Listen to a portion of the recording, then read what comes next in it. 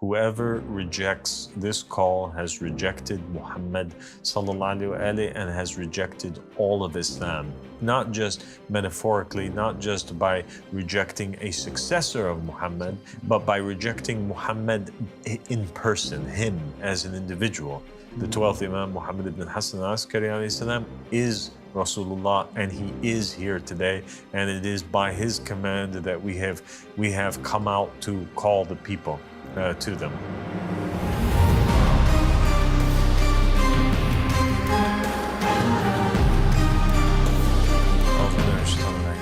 بسم الله الرحمن الرحيم اللهم صل على محمد وآل محمد الإمام والمهديين وسلم تسليما. السلام عليكم ورحمة الله وبركاته. My dear brother, Dr. Ali al-Ghurifi. وعليكم السلام ورحمة الله وبركاته.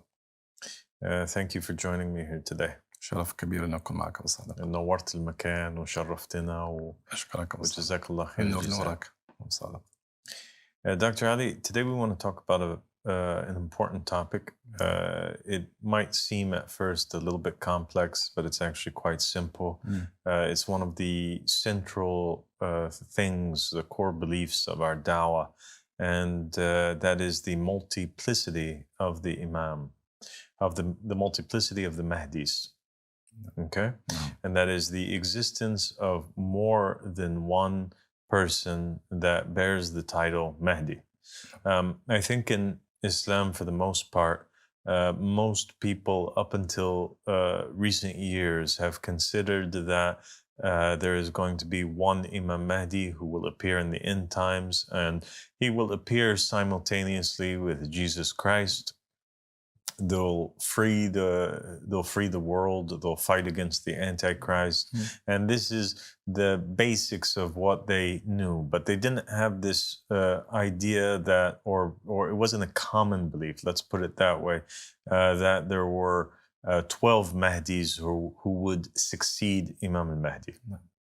And to explain it briefly, we have God sending in every day and age a vicegerent, starting with Adam, who's the first caliph, the first representative, and going all the way down until the current day and age. The narrations of the Ahlul Bayt alayhim salam are extremely clear that God cannot leave the earth without a vicegerent or without a representative.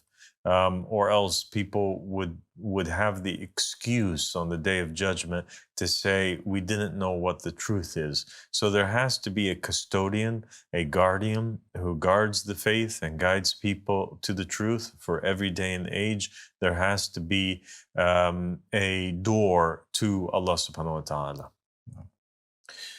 When God sent down Adam and the prophets leading up to the Prophet Muhammad, the final of them all, each and every one of those prophets, God had blown in them something of his light, something of the veil, which we clarified in the last episode, that the veil is the Ahlul Kisa alayhim salam. So a part of their spirit was in each and every one of the prophets and the messengers. And that's why some narrations state that the initial prostration that the angels made to Adam was not to Adam himself, but rather to Muhammad, or other narrations state to Ali, who was in the loins of Adam. And it is because of that spirit. That spirit is from the Ahlul Kisa alayhim salam. And none of the prophets or messengers were able to fully implement the jurisprudence and the rule of Allah subhanahu wa ta'ala on the earth because of Satan and because of the armies of darknesses. So having a part of the spirit was insufficient, and that required that there would be a manifestation, a dissension, an appearance of the veil itself. And we spoke about how Jesus represented the first appearance or rise of God in creation. And that's why he's mentioned by that title, the rise of God in Sa'ir, in the du'as and the narrations of the Ahlul Bayt alayhim salam.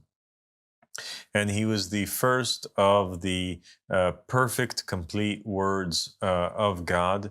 And because he made this appearance and his light was so bright, all of darkness fought against him, and they managed to have him arrested, and they were going to crucify him, and he was crucified in the apparent, and Jesus was caused to die, and his soul was taken up to Allah subhanahu wa ta'ala, and that necessitated that he send a second paraclete, a second comforter, a second appearance of the veil in creation, and that second appearance was the appearance of God, which was Rasulullah, Muhammad sallallahu alaihi wasallam, who represented the perfect manifestation of the divine qualities and names, a perfect representation of God, the perfect caliph of Allah in creation. When Rasulullah came, he had a great deal of success. He was able to spread his message, and by the end of his life, he had basically united all of the Arab tribes that were in the region under Islam, and there were tens of thousands of followers, and Islam expanded at an extremely fast rate after that. And then we came to the matter of the successorship, and we spoke about how, because the prophets and the messengers, from Adam all the way to the Prophet Muhammad, they were incapable of basically carrying the divine message fully before Jesus and Muhammad. They certainly weren't capable of doing it directly after the Prophet Muhammad, because all of the forces of darknesses had gathered to destroy Islam and wipe it off of the face of the earth. And this is why the Bani al-Abbas and the Bani Umayyah killed and poisoned and imprisoned each and every one of the successors of the Prophet Muhammad sallallahu alaihi wasallam, and they slaughtered al-Hussein. And why the narrations state that if it wasn't for the fact that al-Hussein was sacrificed, and this was like a wake-up call for the Muslim nation, all of Islam would have been destroyed, and nothing of it would have existed today. So obviously Iblis sought to destroy it, and it was a very vicious fight. The only people that were capable during this time of great darkness to succeed the Prophet Muhammad were those who were also clean of every sin, those who were perfected, and those individuals were the people of the cloak. Fatima, Ali, الحسن, الحسين. Of course, Fatima alayhi salam was not a successor of the Prophet Muhammad, but she was a member of the Ahl al-Kisa. And the hadith of the cloak is when the Prophet Muhammad went underneath the cloak, and Fatima went under it, Ali went under it, Ali ibn Abi Talib alayhi salam went under it, Al-Hassan and Al-Hussein alayhi salam went under it, and then Gabriel, who is Jesus, also went under it. And God brought down the verse from the Quran in Surah 33, Ayah 33, in which he says, verily God wants to remove all impurities from you, O people of the house, and to purify you a thorough purification. So those successors of Muhammad and Muhammad himself were thoroughly purified from any impurities, and they were the only ones whom were capable of succeeding Muhammad. And the successors of Muhammad, according to the narrations of the Ahl Bayt, are higher than and better than all the other prophets and the messengers that came before. And so there we have it. We have then the Prophet Muhammad leaving a will, and in that will he states that his successors are 12 imams, and then after that are 12 Mehdis. And the followers of the Ahl Bayt alayhim salam, they believe that there's actually 14 infallibles, 14 individuals who are thoroughly purified from all impurities. That this verse in Surah 33, Ayah 33, verse 33, is pertaining not just to the people of the cloak, but also the 9 imams that follow from the loins of Imam al-Hussein alayhi salam. But they weren't obviously under the cloak because at that point, when that incident took place, they weren't born yet. But the Shia think that it's an extension because they're there and they were in the loins, so it extends. Perhaps that's true, but in reality, the truth of the matter is that the 12 imams that came, they were actually reincarnations and reappearances of the same members of the Ahl al-Kisa. They came multiple times. First, we'll list off the names of the 12 imams for all of those, who are unfamiliar with their names. You have, after the Prophet Muhammad, Imam Ali ibn Abi Talib. After him, you have his son, Al-Hassan. After him, you have his brother, Al-Hussein, son of Ali. And then you have 9 imams that come from the seed of Al-Hussein, starting with Ali Zayn al-Abidin, and then you have Muhammad al-Baqir, and then you have Ja'far al-صادق, and then you have Musa Kazim, and then you have Ali al-Rida, and then you have Muhammad al-Jawad, and then you have Ali al-Hadi, and then you have Al-Hassan al-Askari, and then you have Muhammad al-Mahdi. And basically, every single time that one of the imams incarnates, as you can see, many of them, several of them, their name is Muhammad, and several of them, their name is Ali. Every imam whose name was Muhammad was a reincarnation and reappearance of Muhammad Rasulullah. Muhammad Rasulullah had never incarnated in this world before his incarnation as the Prophet Muhammad. And after the Prophet Muhammad, he reappears as several of the imams. So he comes back as who? As Muhammad al-Baqir after Rasulullah. So from the 14 infallibles, he is Rasulullah. He's also Muhammad al-Baqir.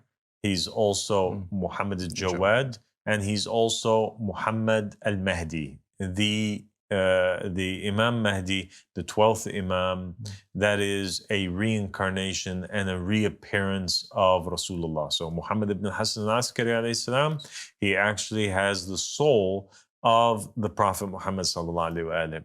And that's why looking at him is like looking at the Prophet Muhammad sallallahu alaihi wasallam. And that's why some narrations mention that praying behind him is like praying behind Rasulullah sallallahu alaihi wasallam, because he is Rasulullah. Okay? Yes. And he's the one who sends forward the Mahdis, and they're named after him because he now serves as God in creation, and he sends forward the messengers. So Rasulullah Muhammad, he sends forward the Imams and the Mahdis, and Imam al-Mahdi, who is Rasulullah Muhammad, sends forward the Mahdis and serves for them as their Imam and their guide and their enforcer and the person who sends them, and is delegated the affairs of creation. Then you have Amir al-Mu'mineen Ali ibn Abi Talib. He appears as the first Imam, and then he appears once again as Ali Zayn al-Abidin, and then he appears once again as Ali al-Rida, and then he appears once again as Imam Ali al-Hadi. So there are 4 appearances of Ali ibn Abi Talib, 4 appearances of Muhammad in the 14 infallibles. You have Imam al-Hassan. He appears as Imam al-Hassan al-Askari alayhi salam, and he also has an incarnation as Ja'far al-Sadiq alayhi salam. No. And then you have Imam al-Hussein, who appears once again as Musa Kazim, and then he appears finally as the first of the Mahdis, and that is as Ahmad al-Hassan alayhi salam. الصلاة والسلام. صورة جدا يعني رائعة حقيقة بالتصوير انه كيف اهل الكساء عليهم افضل الصلاة والسلام يعيدون يرجعون في انكارنيشن او في رجعات ثانية اللي هم يمثلون الأئمة الاثني عشر. وهنا أنا بالصادق يعني حضرتك وصورت أنه التصوير رائع حقيقة يتناسب مع القرآن، وفضلنا الأنبياء بعضهم على بعض. والظاهر أنه يعني قبل محمد صلى الله عليه وسلم أو قبل عيسى كان التكامل في الأنبياء بدرجة أقل، وذاك كان حجم الظلمة اللي تواجههم كانت أقل أو تتناسب مع حجم النور اللي قدروا يوصلوا لها هؤلاء الأنبياء. ولكن في زمن محمد صلى الله عليه وسلم كان تكامل جدا كبير، ولكن الظلمة كانت جدا في نفس الوقت متوازية مع هذا النور اللي عند محمد صلى الله عليه وآله وسلم. وهو النبي الخاتم الذي سيظهر الله جينا على الأرض. Exactly. صورة جميلة. And so now we have the successors of Muhammad, the Ahl al-Kisa, reappearing as the 12 Imams. Okay? So then the question arises, okay, well, what happens after the 12th Imam? You know, is it Judgment Day? Does creation end? Well, the answer is no. Creation continues. The Qiyamah does not happen right after the 12th Imam. This mankind does not go extinct. And if mankind does not go extinct, then the people questioned, they asked the Imams, over the centuries, they said, okay, well then, who comes after the 12th Imam? You guys said that God never leaves the earth without a hujjah. God never leaves the earth without a representative.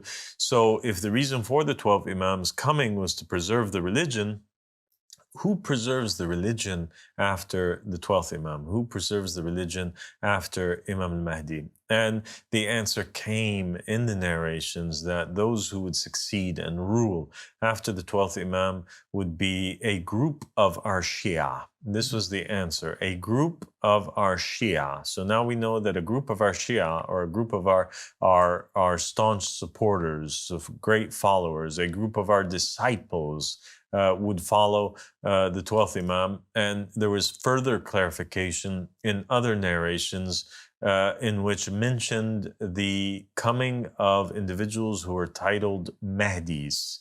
And the Mahdis, they appear in narrations that there will succeed the Imam al-Mahdi 12 Mahdis, and it also appeared in the holy will of the Prophet Muhammad sallallahu alaihi wasallam, where on his deathbed he says that after him will be 12 Imams, and then after that will be 12 Mahdis. So now we know that a group of the Shia of the Ahl Bayt alayhim salam would return as or succeed the 12th Imam. So if the 12 Imams were reincarnations of the people of the cloak or the Ahl al-Kisa, then who are these 12 Mahdis who appear after the 12 Imams? And the answer comes really, and we can find clues to this in the hadiths of the Ahl Bayt as well as in the Quran.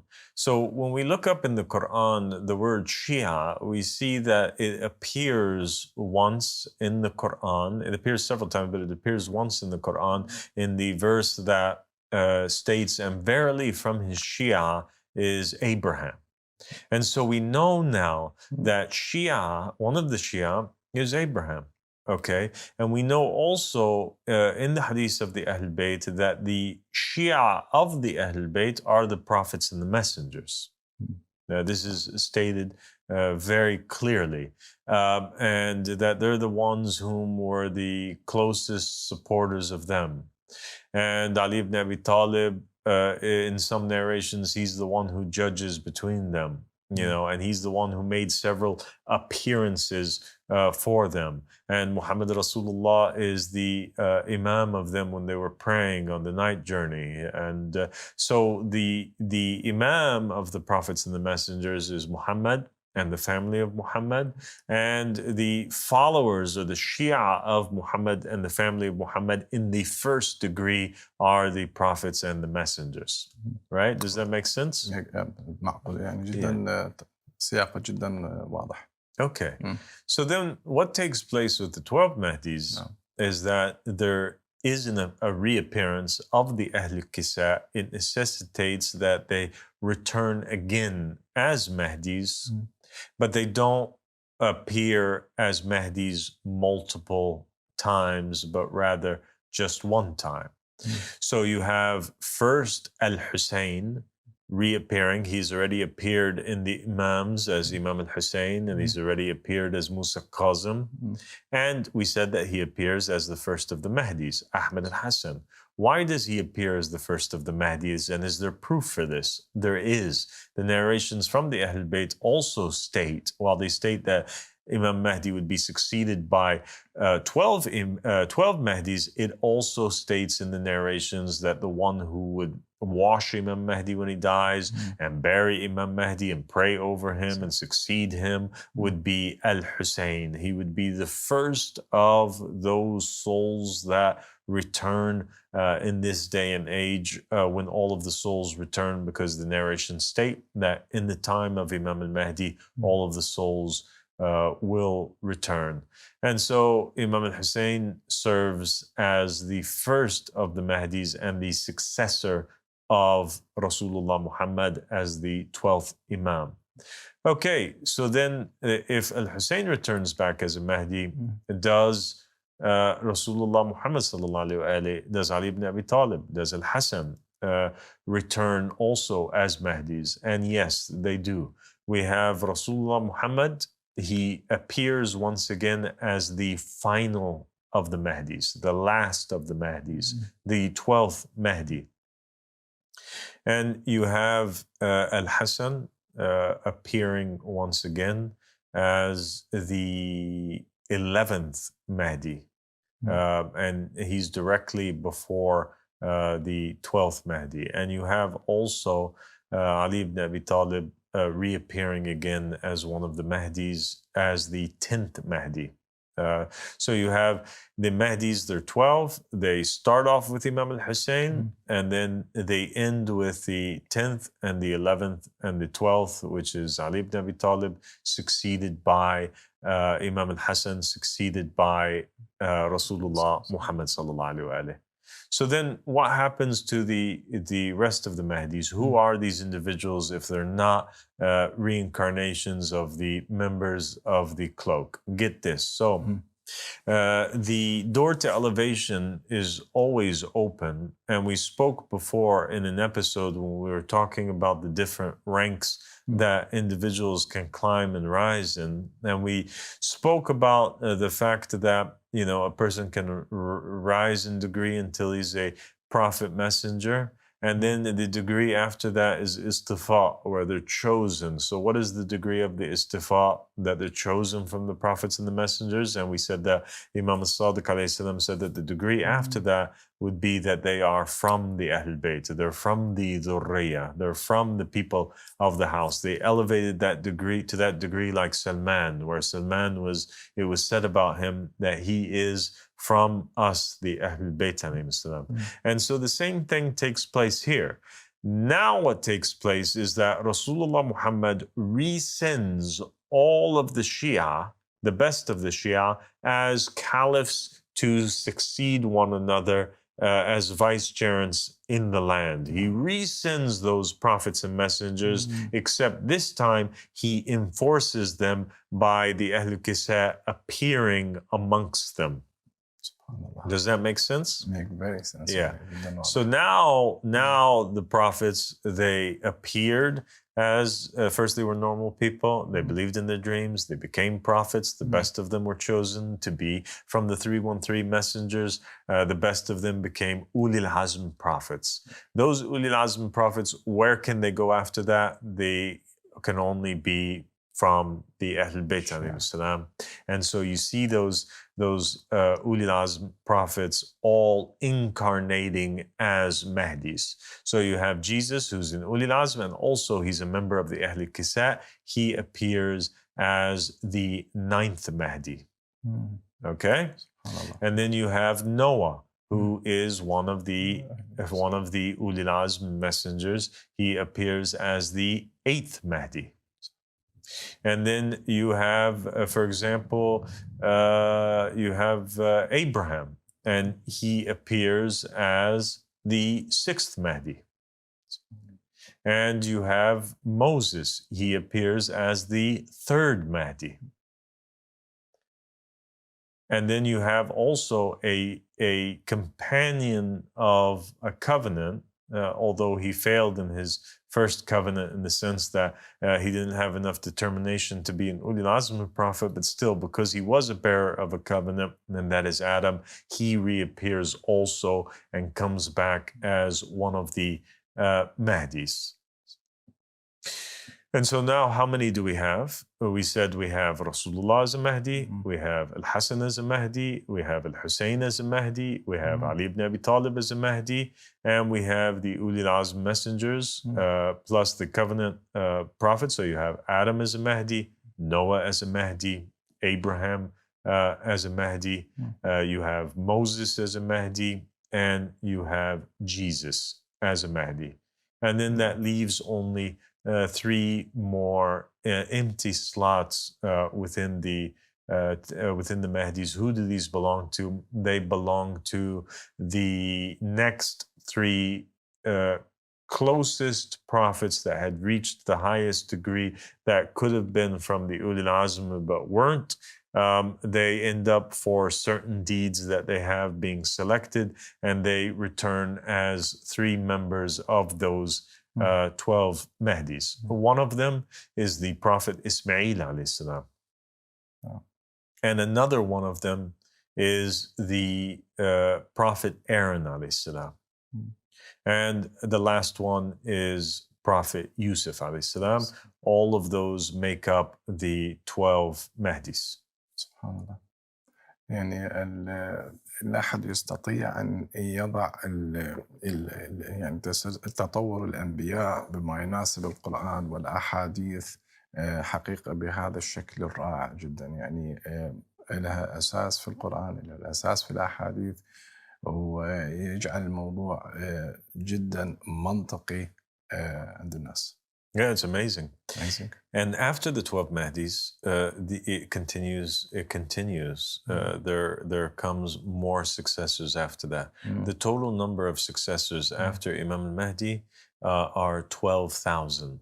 And they rule for many, many years. And that's why some narrations say that the rule of Ali ibn Abi Talib is like 40,000 years because of that fact. And so pretty much almost all of the best of the 124,000 prophets and messengers, from the 124,000 prophets and messengers, the best 12,000 of them, and not just them, but also from the Ahl al-Kisa alayhim salam. So a little bit less than 12,000 from the 124,000 prophets and messengers end up returning as vicegerents that are succeeding one another in the land. So the verse from the Quran which says, وَنُرِيدُ أَن نَمُنَّ عَلَى الَّذِينَ اسْتُضْعِفُوا فِي الْأَرْضِ وَنَجْعَلَهُمْ أَئِمَّةً وَنَجْعَلَهُمُ الْوَارِثِينَ. This verse, though, and we want to grant our blessings upon those who are oppressed in the land and to make them imams and to make them the inheritors. This verse now, it applies, and it's already been said by the Ahl Bayt that this is about the prophets and the messengers and the Ahl Bayt. Now the prophets and the messengers who were oppressed in the land, they get to come back and to actually rule in the divine just state as successors to Imam al-Mahdi alayhi salam, and also become from the Ahl Bayt and to rise a further degree closer to Allah subhanahu wa ta'ala, and to work side by side with the imams and the people of the house and return. Subhanallah. يعني هذه رحمة رب العالمين أيضا بالأنبياء السابقين، أنه أعطاهم أيضا تبقى الفرصة، وأعطاهم الفرصة أنه يرتقون حتى بعد يعني كراتهم السابقة، أنه يصلون إلى مرحلة الإمامة، وهذا شيء جدا عظيم. Exactly. So they all reach that next rank, which is the rank of imamat and the rank of being from the people of the house, and the rank that is, beyond pretty much like even an Ulil Azm prophet. So it is quite incredible, and it is from the mercy of Allah subhanahu wa ta'ala. So let's name the Mahdis one by one, so that way they can be arranged in the minds of the people, and people know, because they'll ask for sure, okay, so what are the full arrangement? We've mentioned a couple of them, but let's arrange them again from the top till the bottom. So first there is the 12th Imam, Imam al-Mahdi, and he is Rasulullah, Muhammad, peace and blessings be upon him and his family. He is alive in this day and age. Muhammad has reappeared. Whoever rejects this call has rejected Muhammad sallallahu alaihi wasallam and has rejected all of Islam. Not just metaphorically, not just by rejecting a successor of Muhammad, but by rejecting Muhammad in person, him as an individual. The 12th Imam, Muhammad ibn Hassan al-Askari alayhi salam, is Rasulullah, and he is here today. And it is by his command that we have come out to call the people to them. So whoever rejects him, whoever rejects us, rejects the one who sent us, and whoever rejects the one who sent us has rejected the greatest prophet himself. Exactly. There's nothing of Islam after that for them. After he rules, he is succeeded by his son in the soul world and his grandson from his previous incarnation, and that is Imam al-Hussein alayhi salam, the one who is mentioned to be the first of those who have returned, and that is Imam Ahmad al-Hassan alayhi salam. Imam Ahmad al-Hassan alayhi salam, whoever rejects him, whoever fights against him, whoever mocks him or curses him, it is the same thing as mocking and cursing Imam al-Hussein alayhi salam, not because he is a son of al-Hussein, but because he is al-Hussein, son of Ali ibn Abi Talib alayhi salam. And he returns to succeed Imam al-Mahdi, and he is the first of the 12 Mahdis to come. Succeeding the first one comes the Prophet Joseph, and he is the second Mahdi, and he appears as a successor to Imam Ahmad al-Hassan alayhi salam, and his name in the will is Abdullah.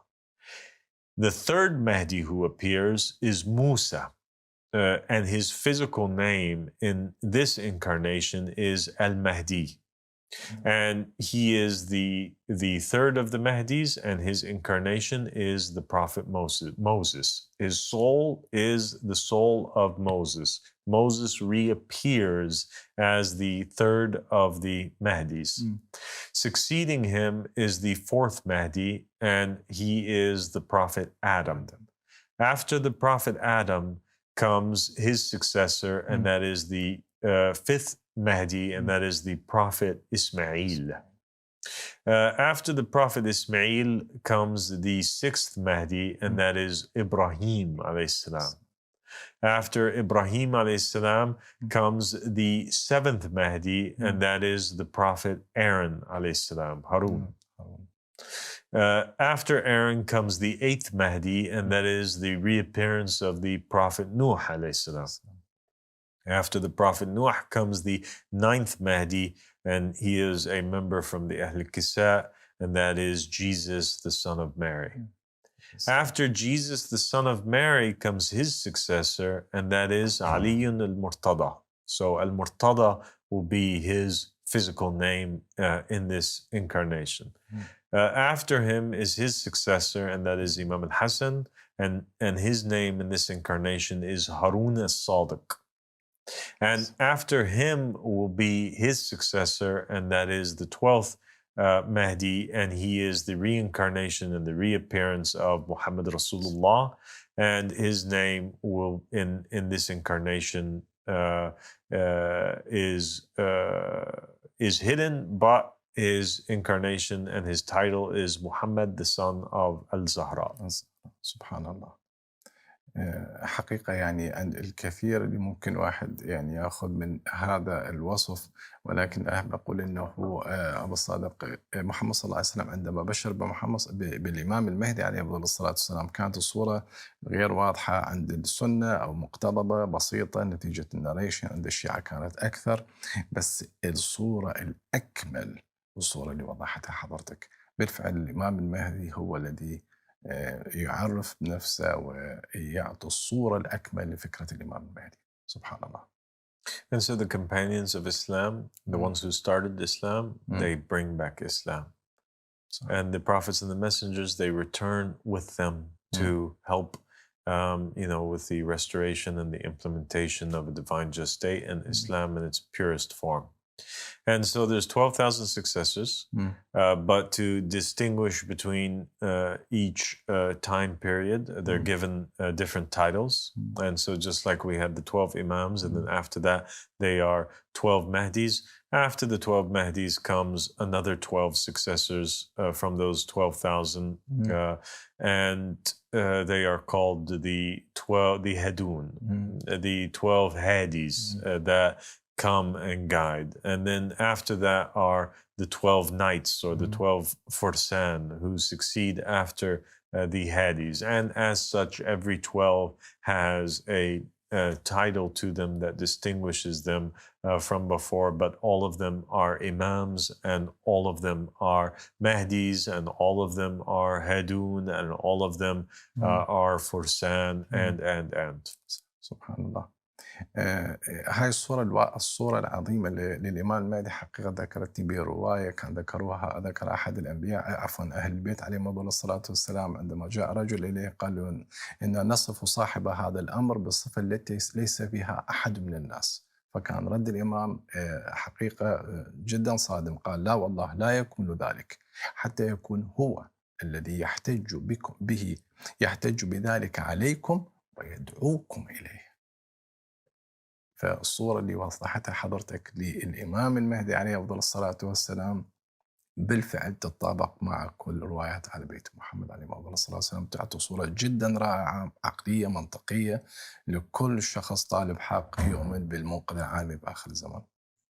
And it's very exciting too, because and it's the only way to kind of tie in all these different narrations that you have. The existence of 12 Mahdis that succeed Imam Mahdi, but at the same time the return of all the prophets and the messengers in the hadith that speak about the Raja, but at the same time that the return of the Ahl al-Kisa, and that Imam al-Hussein is the one who washes and buries Imam al-Mahdi alayhi salam, and the verse of the inheritors in the land, and all of this could have only been put together, and it's part of that by somebody who is a caliph from Allah subhanahu wa ta'ala, and this is something that Ahmad al-Hassan brought and revealed in this day and age, and we are all lucky to be here, and I thank you, Dr. Ali, for joining me in this inshallah enlightening and beneficial episode. God bless you, and thank you for standing by us from the very beginning, and for everything that you have done for this call from the very first day. And may Allah subhanahu wa ta'ala bless you and your family, and may you have many, many returns. شكرا جزيلا الصادق. شكرا جزيلا. أنت حضرتك اللي أعطيتني الإيمان، وهذا الشيء لا يقيم بثمن نهائيا. أشكرك شكرا جزيلا. مهما فعلنا ما مقصرين بحقك. God bless you. السلام عليكم. وعليكم السلام ورحمة الله وبركاته.